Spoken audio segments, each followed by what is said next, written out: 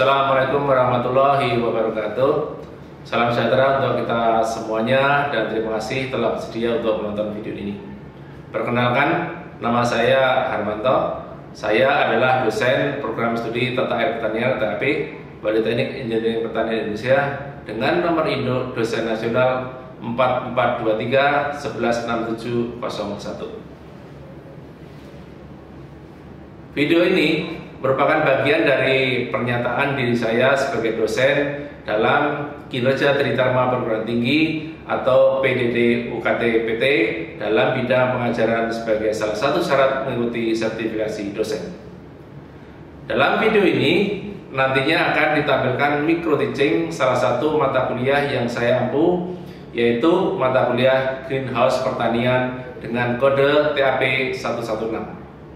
Nah, mata kuliah ini merupakan mata kuliah program studi yang memiliki bobot 2 SKS, 1 teori, 1 praktek, dan ditawarkan pada semester genap untuk mahasiswa semester 4. Mata kuliah Greenhouse Pertanian relevan dengan bidang kepakaran atau keahlian saya yang terkait dengan bangunan pertanian, sistem irigasi cerdas untuk pertanian atau smart farming yang saat ini sedang tren.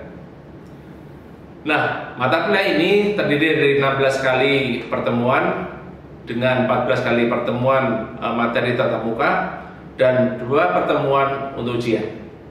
Kemudian, untuk pelaksanaan kegiatan perguruan sendiri dilaksanakan secara pertemuan offline atau tatap muka secara langsung.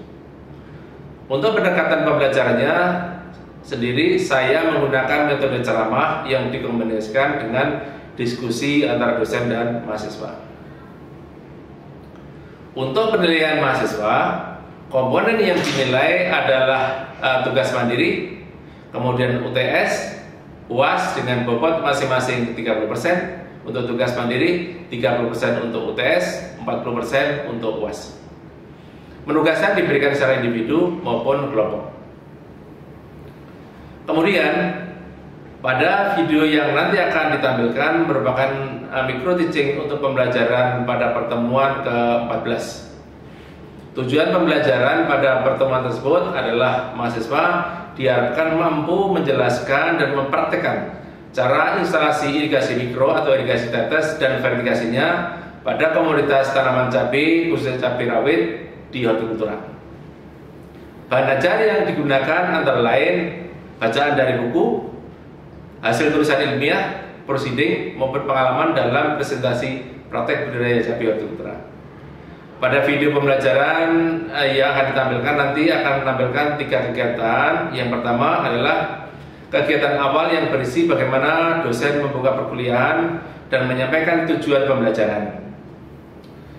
Kemudian dilanjutkan dengan kegiatan inti yang berisi pemaparan materi kegiatan, kinerja irigasi tetes, bagaimana cara mengukur dan mengevaluasi irigasi tetes, tata cara tanya jawab, diskusi, sekali lagi saya ulang.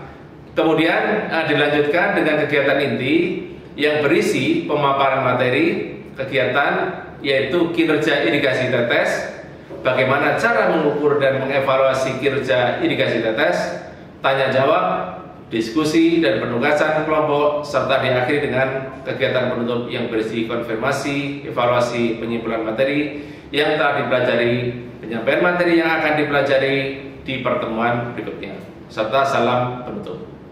Demikian sedikit perkenalan deskripsi video yang akan ditampilkan. Selamat menyaksikan. Terima kasih.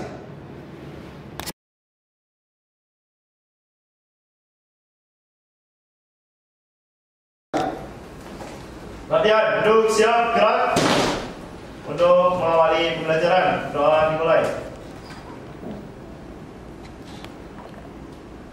Berdoa selesai. Istirahat di depan, gerak. Selamat pagi, Pak. Oke, selamat pagi. Assalamualaikum warahmatullahi wabarakatuh. Waalaikumsalam warahmatullahi wabarakatuh. Gimana kabarnya? Sehat? Alhamdulillah. Baik, pada hari ini kita akan melanjutkan pembelajaran kita mata kuliah Greenhouse Pertanian ya. Pada semester genap kali ini dengan kodenya TAP 116. Kalau kemarin kita sudah belajar terkait bagaimana struktur dari greenhouse, hari ini, minggu ini kita akan belajar tentang irigasi. Ya. Oke, sebelum kita lanjutkan, saya ingatkan lagi dari RPS kita, ya, pembelajaran RPS kita, ya, bahwa greenhouse pertanian itu merupakan mata kuliah wajib dari Prodi TAP, ya, dengan SKS-nya 2 SKS, 1 teori, 1 praktek, ya. Nah, perlu adik-adik sekalian ketahui bahwa tujuan dari mata kuliah ini adalah bagaimana kita mempelajari greenhouse pertanian itu struktur di bidang pertanian dan sistem dalam irigasi greenhouse, ya. Nah, kita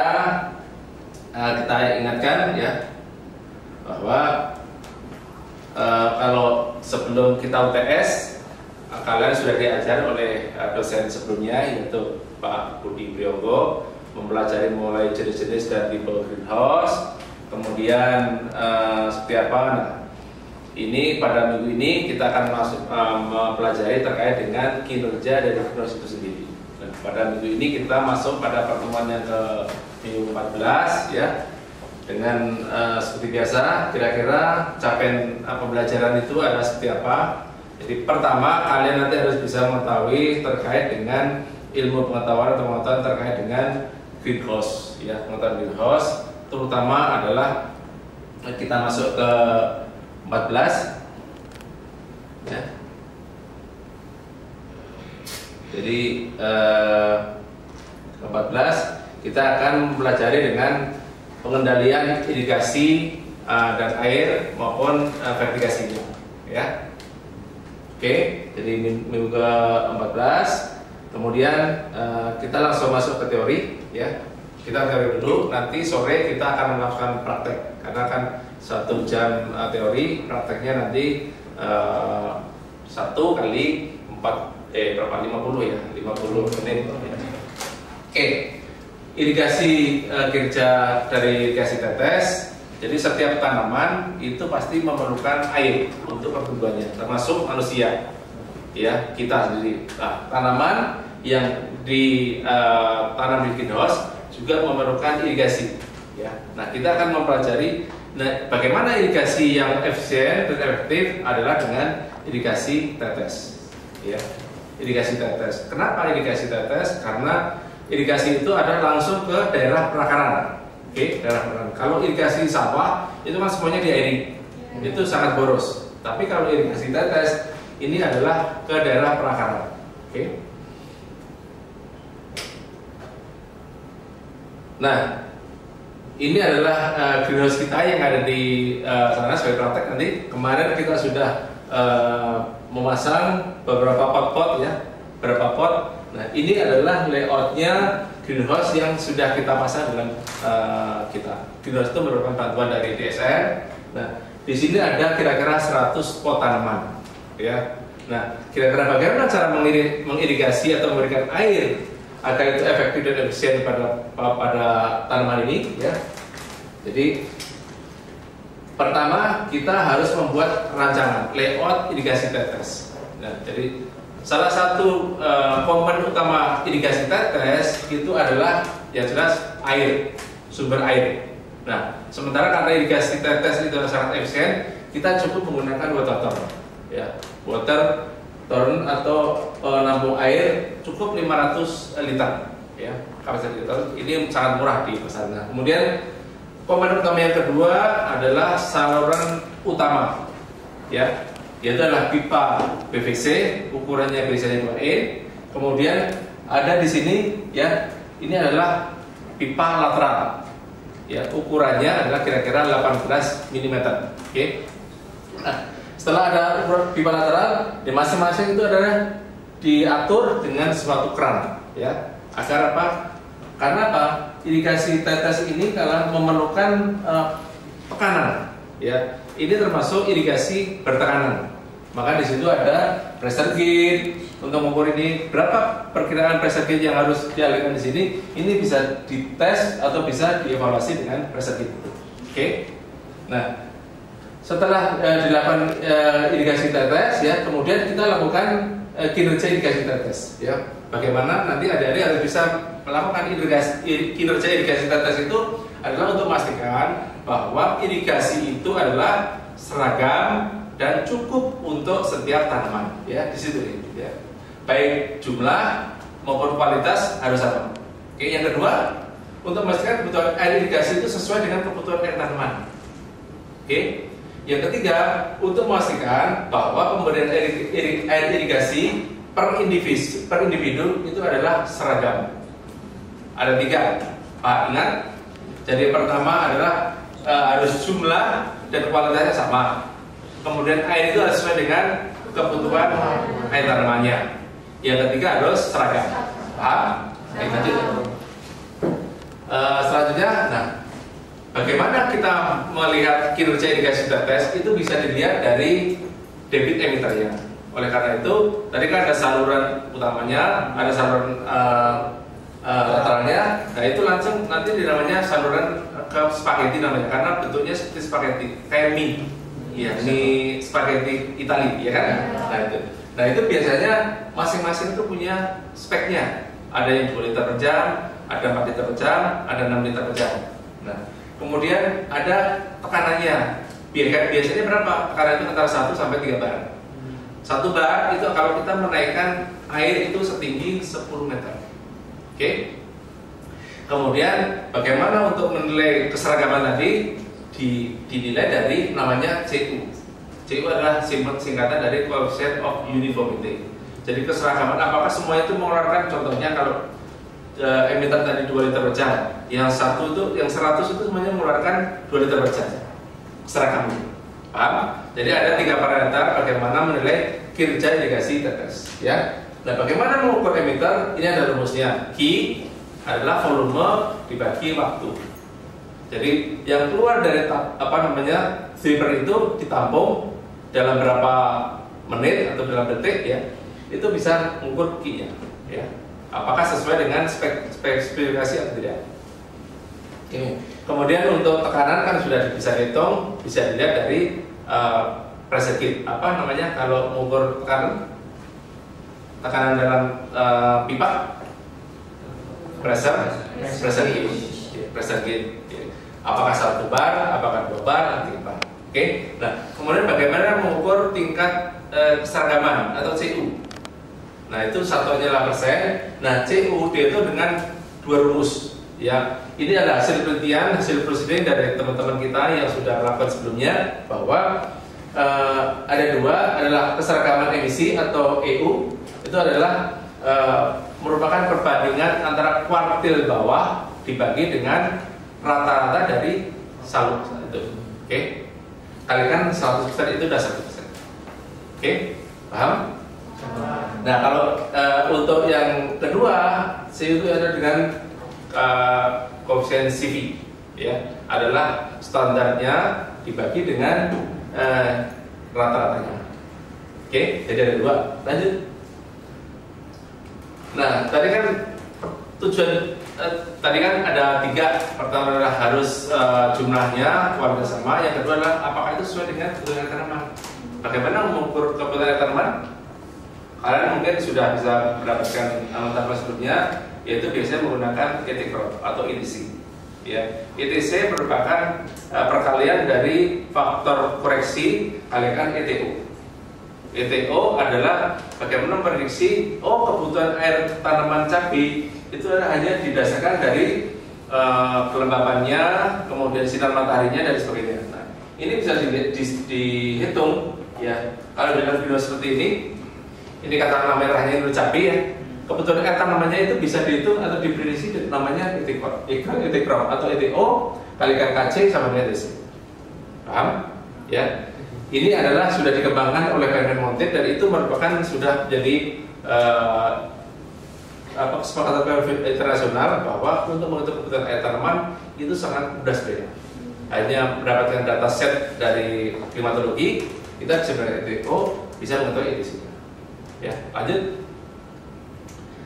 Nah, setelah itu kan ketahuan. Biasanya keluaran dari dripper itu satuannya adalah dalam volume per waktu, ya kan? Dalam liter dibagi detik, ya. Nah, padahal tadi ini adalah perhitungannya ini adalah dalam milimeter per jam atau menit per hari, ya, atau per jam per hari. Nah, sekarang konversinya sudah konversi bagaimana ini kan sudah dihitung dari komputer, ya, bisa dihitung ETC-nya, sehingga kita bisa menghitung ininya berapa tribernya, berapa lama irigasi itu harus dinyalakan, ya. Ini adalah tinggal volume adalah GTO kali A. Ini contohnya potnya. Nah, ini kan artinya potnya kan ada luasannya. Luas kali ketebalan. Nah, yang dihitung dari perhitungan tadi adalah volumenya. Ya, volume, sehingga volume dari airnya untuk drippernya bisa ketahui. Ya, sehingga berapa irigasi yang dijalankan, berapa menit, berapa detik itu bisa kita hitung. Ya, oke. Nah, ini karakteristiknya dari emitter macam-macam. Ada di sini ada 2 liter, ada 4 liter, ada 8 liter per jam.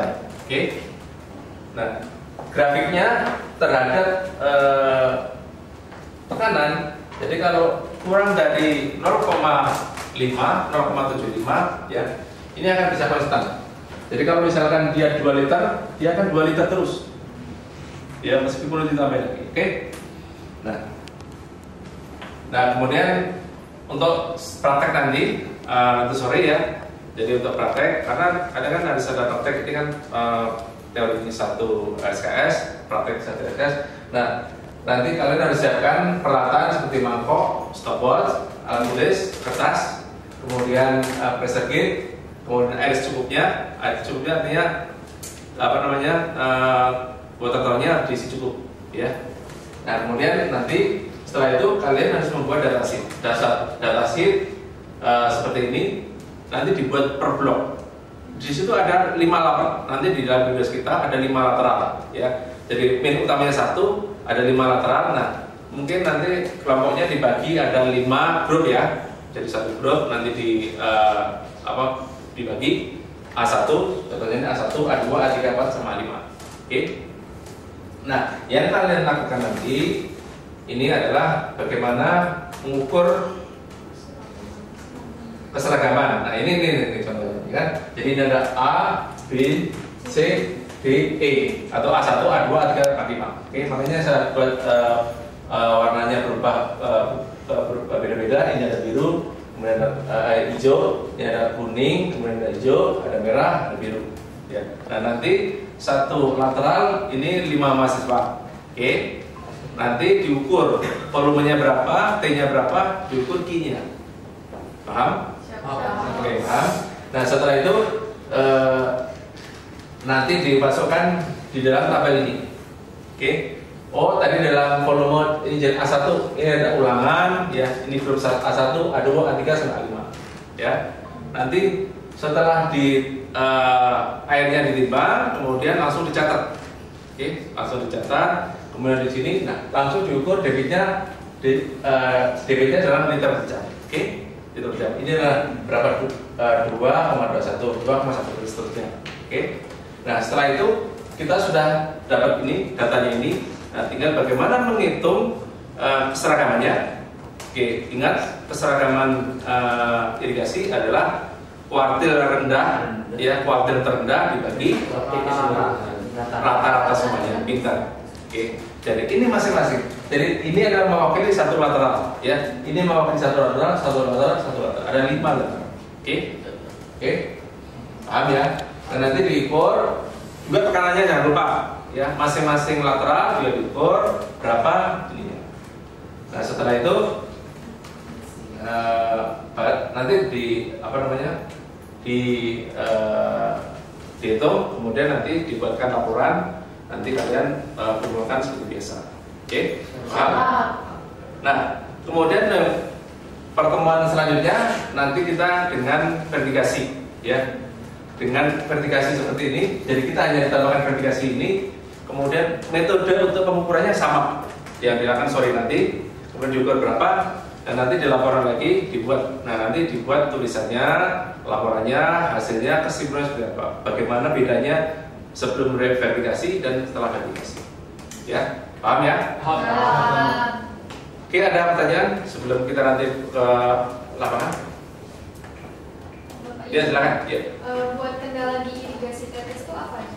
Nah, oke, pertanyaan bagus. Irigasi tetes adalah irigasi yang efisien. Tadi kan Bapak sampaikan begitu, karena langsung di daerah pelataran.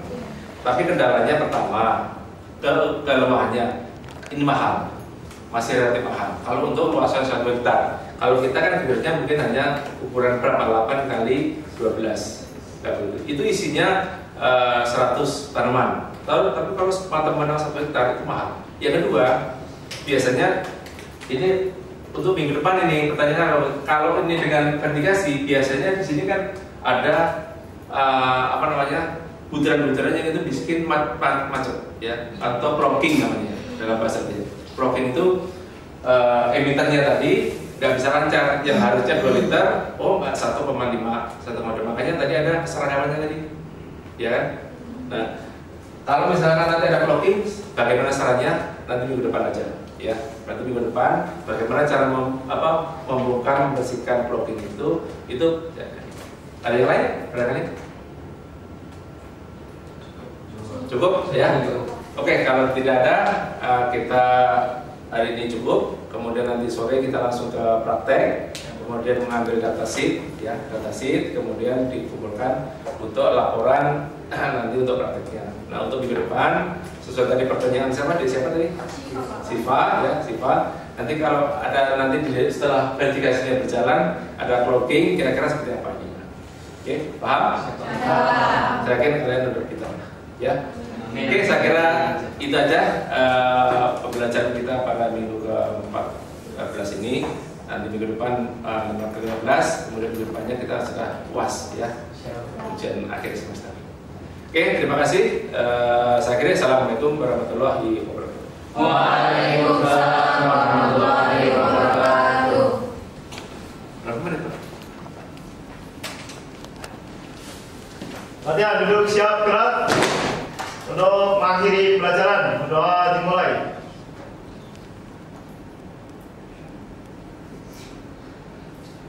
Berdoa selesai. Istirahat di tempat gerak. Terima kasih. Oke, baik. Demikian video yang kami buat. Mudah-mudahan video ini bermanfaat untuk kelengkapan kami sertifikasi dosen. Mudah-mudahan memberikan manfaat untuk kita semuanya. Assalamualaikum warahmatullahi wabarakatuh. Waalaikumsalam.